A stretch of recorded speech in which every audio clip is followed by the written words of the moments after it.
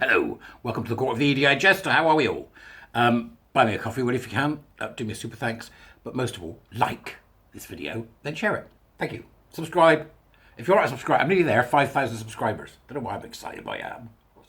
I'm an easily pleased man. What's wrong with you? Good peeps. What's going on? Loads. Loads has been happening. Loads has been happening. And all eyes, well, certainly all eyes that are interested, are on the Edinburgh Minge Fringe Festival, right? So everybody's looking at the Edinburgh Fringe Festival, which from this point forward will be known as the Edinburgh Minge Testicle. The Edinburgh Fringe Festival, which seems to have lost its bloody mind. What? I thought the whole point of the thing was, you know, that some years ago, people turned up, caused a kerfuffle, and thus was born the Edinburgh Minge Testicle, right?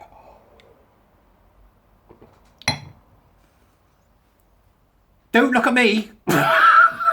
Right, so it's apt then that the article, what we've got is an article from the Telegraph, which is talking about Edinburgh, and it was originally the home of the Enlightenment. That's what's so unbelievable about Scotland right now, is it's gone from that sort of the home of the Enlightenment to something akin to, you know, a dictatorship. It's weird. It's really sort of talk about this isn't just a swinging pendulum, right? This is it's just even the clock's upset. You know, it's so bad. But it was the home of the Enlightenment. Makes you wonder what the hell's going on. Doesn't it? But there's an article from Jenny Hewell, who is writing in the Telegraph. There's a picture of Jenny. I'm looking at Jenny. I think I've never seen Jenny before. But she looks terribly like Charlotte Rampling.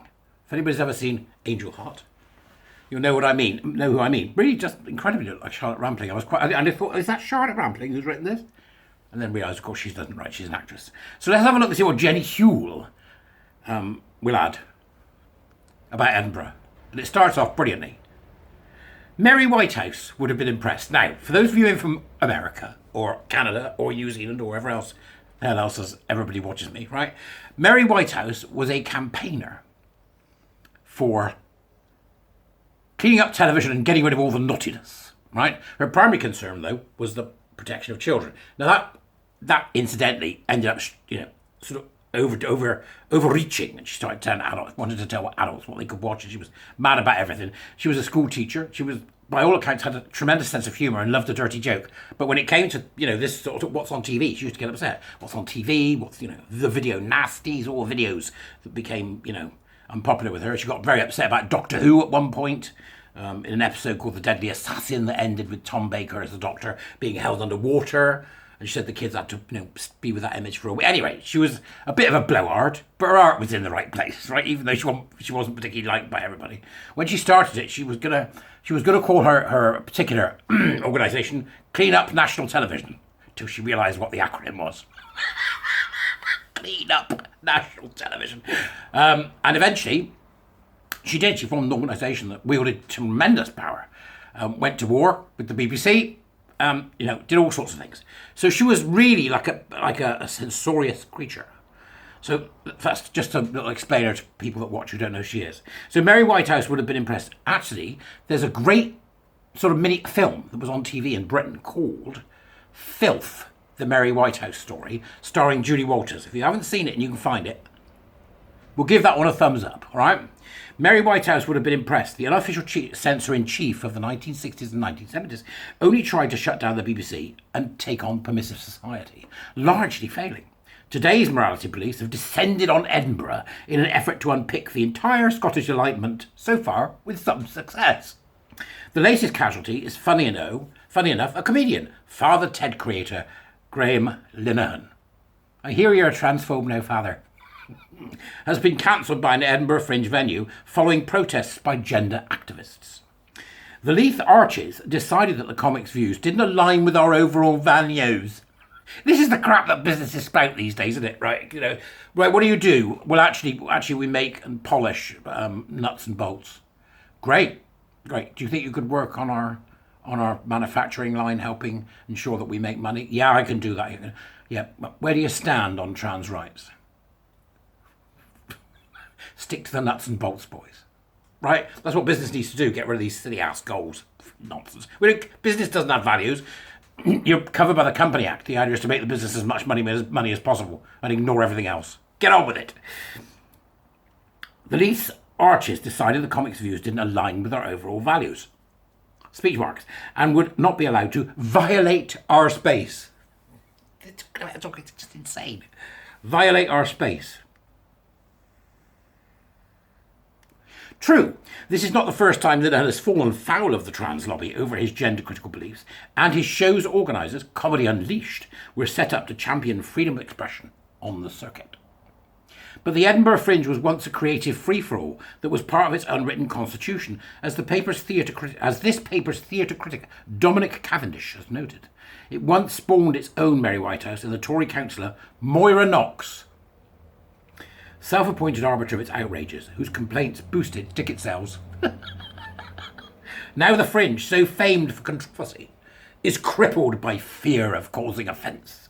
Another Fringe performer, the SNP MP and outspoken feminist Joanna Cherry, also faced being silenced when staff at the Stand Comedy Club said they were unwilling to work with her. Fire 'em then! Fire 'em! What's wrong with everybody? She threatened to sue for discrimination and the event went ahead last week, although Cherry said she felt palpable hostility from staff on the night and heightened security measures had to be put in place to safeguard her. Why haven't they fired these staff? I don't get it. Who's running this shit show? What is going on in the Athens of the North, home of David Hume and Adam Smith, whose enlightened thinkers embraced intellectual inquiry and countered the Calvinist outlook of the past? Has it gone full circle? It is in the vanguard of modern-day Puritanism, gripped by prejudice and opposed to common sense. Cherry warned, in light of the Father Ted creator's cancellation, that Edinburgh was in danger of becoming an anti-free speech hotspot. But it has already acquired that reputation. At this summer's Edinburgh Book Festival, for instance, authors stormed out in protest at the long-time sponsors, Bailey Gifford, who were accused of investing in fossil fuels. With its what an own goal in the arts world strapped for cash that the mob has picked on a finance house with deep and generous pockets, not to mention a relatively eco-friendly agenda. See, it's about destruction. They don't care even about themselves. And Edinburgh University, don't get me started, that ancient forum for debate is now almost synonymous with cancel culture, its historic commitment to freedom of expression in serious jeopardy. Where Edinburgh and Scotland once led the way in rational thought, they now serve as an example of what not to do. Nicola Sturgeon's mission to introduce radical transgender legislation ended in farce, with a male rapist being sent to a woman's prison. Much of the rowing back on gender self-ID, including Keir Starmer's vote-face, which he's now vote-faced again on, mind. Right? Could be traced to such Scottish recklessness. From being an exporter of tolerance and reason, Scotland has come to represent the dawn of a new dark age, a nation captured by ideological intransigence. The Enlightenment in reverse. This is a lovely article from Jenny Hull. I would say to you, Jenny Hull, I argue with my warrior teachers about what we're going to call this. You know, what's going on? Give it form. What would it sound like? And I came up with two, which I called it the Endarkenment originally. Not the Enlightenment, the Endarkenment. And then I've revised my lexicon in light of what's going on. And I'm totally convinced that we are entering an era called the bewilderment. What? What do you say? So that people get up every morning confused and bewildered. And where they had tea, they will have coffee. And where they'd have cereal, they will have egg and bacon. People are confused. The bewilderment, ladies and gentlemen, that's where we're going. Are you suffering from the bewilderment? If so, call the Edinburgh Fringe Festival. They'll help you. Or Edinburgh Minge Festival, whichever one to call it. Minge Testicle. Right, so that's enough of that. But my God, we've lost the plot. I'll see you later, folks. Have a great day.